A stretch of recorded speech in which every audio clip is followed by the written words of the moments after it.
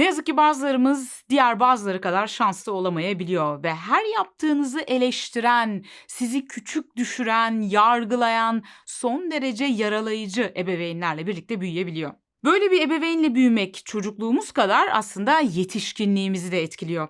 Yetişkinlikte gösterdiğimiz tepkiler, dünyayı, kendimizi ve diğer insanları algılama biçimimiz bu durumdan oldukça etkileniyor. Peki ama nasıl? Bu videoda son derece eleştirel bir ebeveynle büyümüş olabileceğinizi gösteren 10 işaretten bahsedeceğim. Birinci maddemiz kendini kanıtlama ihtiyacı. Sürekli olarak kendinizi kanıtlama ihtiyacı mı duyuyorsunuz?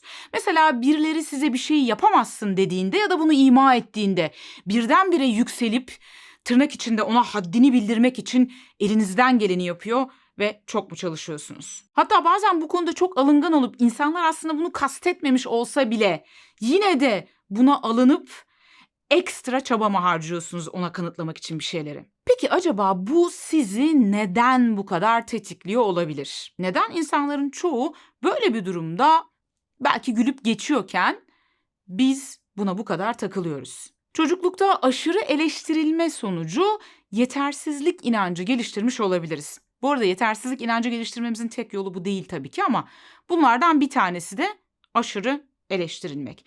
Ve yetersizlik inancı geliştirdiysek eğer bu yüzleşmesi ve baş etmesi o kadar zor bir duygudur ki bazılarımız bununla baş edebilmek için tam tersiymiş gibi davranır.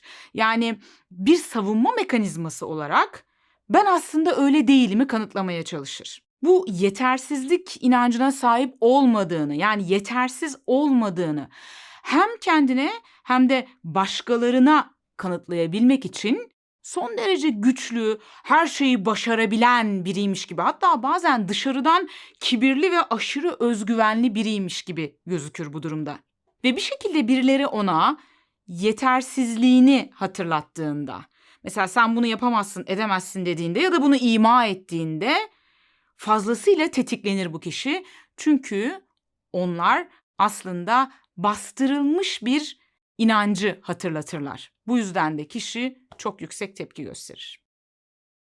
İkinci maddemiz başkalarının hatalarına tahammülsüzlük, onları fazlasıyla eleştirme, yargılama. Eğer yetersizlik inancımızla onu bastırarak, onun tam tersiymiş gibi davranarak, hatta kendimize de buna inandırarak büyüdüysek, farkında olmadan yetişkinlikte de yetersiz, hata yapan, zayıf, kırılgan insanlar gördüğümüzde onlara karşı çok fazla eleştirel oluruz, çok fazla yargılayıcı oluruz. Tahammül edemeyiz bu insanlara. Çünkü onlar bizlere çok derinlere bastırmış olduğumuz ve unutmak istediğimiz yetersizlik inancımızı hatırlatırlar ve bizi tetiklerler. Efendim, üçüncü işaret düşük özgüven ve düşük özyeterlilik. Şimdi bazen de bazılarımız bu yetersizlik inancıyla onu bastırarak ya da onun tam tersiymiş gibi davranarak değil de ona boyun eğerek, ona teslim olarak baş ederiz. Dolayısıyla en baştan yetersiz olduğumuzu kabul ederiz ve bunu ortaya çıkaracak her türlü ortamdan kaçınmaya çalışırız. Bir şeyleri başarabileceğimize dair gerekli yeteneklere sahip olduğumuz inancı azdır ya da neredeyse yoktur. Bu yüzden de riske girmekten, yeni şeyler denemekten, fırsatları değerlendirmekten, dolayısıyla aslında hayatımızda bazı değişiklikleri yapmaktan olabildiğince kaçabiliriz. Ve dördüncü maddemiz suçluluk hissetmek sürekli. Belki de size nedensizmiş gibi gelebilir bu suçluluk, ancak sürekli yaptıklarınız eleştirilerek, küçümsenerek, yargılanarak büyüdüyseniz bir süre sonra yetişkinlikte de artık her yaptığınız, düşündüğünüz ya da söylediğiniz şeyden sonra kendinizden şüphe duyabilirsiniz. Ve içten içe suçluluk hissedebilirsiniz. Kesin bir şeyi yanlış yaptım. Kesin bir şeyi yanlış ya da hatalı söyledim gibi. Yani artık bu duygu otomatikleşmiştir sizde. Hatta bu o kadar etkiler ki bazen insanları sosyal kaygı bozukluğu geliştirebilirler. Yani diğer insanların benim bu yetersizliğimi anlamamaları için ya da benim söylediğim, yaptığım, düşündüğüm hatalı şeyleri fark etmemeleri için kendimi geride tutabilirim. İnsanların arasına karışmak istemeyebilirim. Karıştığımda da kendimi çok gergin hissedebilirim. Beşinci maddemiz mükemmeliyetçilik.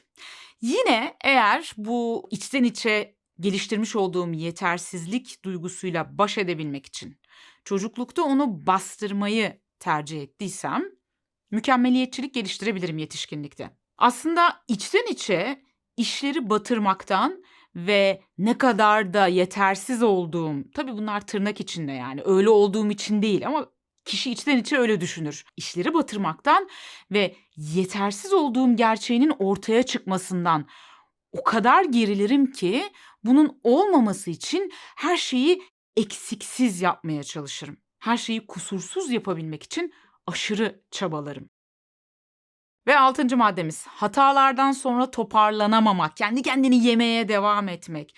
En ufak bir hata yapmaya tahammülünüz yoktur ve hata yaptıktan sonra kimse size bir şey demese dahi ya olur böyle şeyler boş ver dese bile yani kimse sizi suçlamasa bile, yargılamasa bile siz kendi kendinizi içten içe yemeye devam edersiniz ve sonuçta da yıkılabilirsiniz. Herhangi bir hata yaptığınızda sonrasında toparlanmak diğer çoğu insana göre sizin için biraz daha zor olabilir. Çünkü zaten içten içe baş etmeye çalıştığınız bir yanlış yapacağım, hatalıyım, yetersizim inançları var.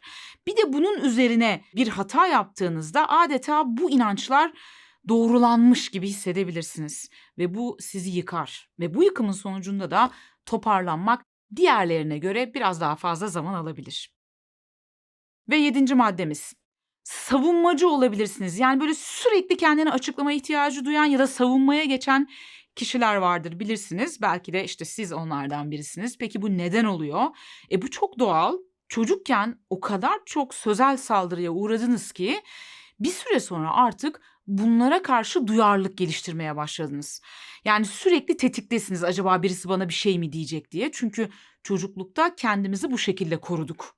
Tetikte kalarak koruduk. Yetişkinlikte de çoğumuz bu savunma mekanizmasını çocuklukta belki işe yaradı ancak yetişkinlikte de kullanmaya devam ediyoruz. Ama yetişkinlikte pek de bir işe yaramayıp aksine ilişkilerimizi daha da zorlaştırabilir.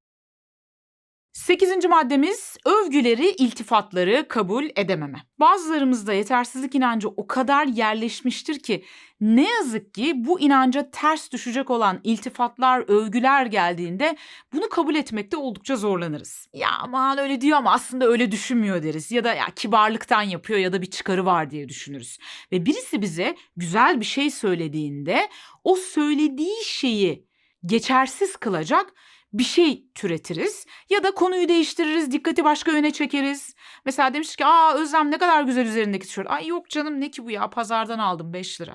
Ya da işte Özlem saçların ne kadar güzelmiş. Yok ya aslında bu renk bana pek yakışmıyor gibi cevaplar vererek bir şekilde bize yöneltilen bu pozitifliği geçersiz kılmaya çalışırız. Ve 9. maddemiz acımasız bir iç sese sahip olmak, sürekli kendi kendini yargılamak, eleştirmek, kendine kaba davranmak. Çocuklukta bizi o sürekli eleştiren kişi ya da kişilerin sesi artık bizim kendi iç sesimiz olmuştur ve bizi sürekli sert bir şekilde yargılamaya devam etmektedir. Ve 10. madde kaygı ve depresyona yatkınlık.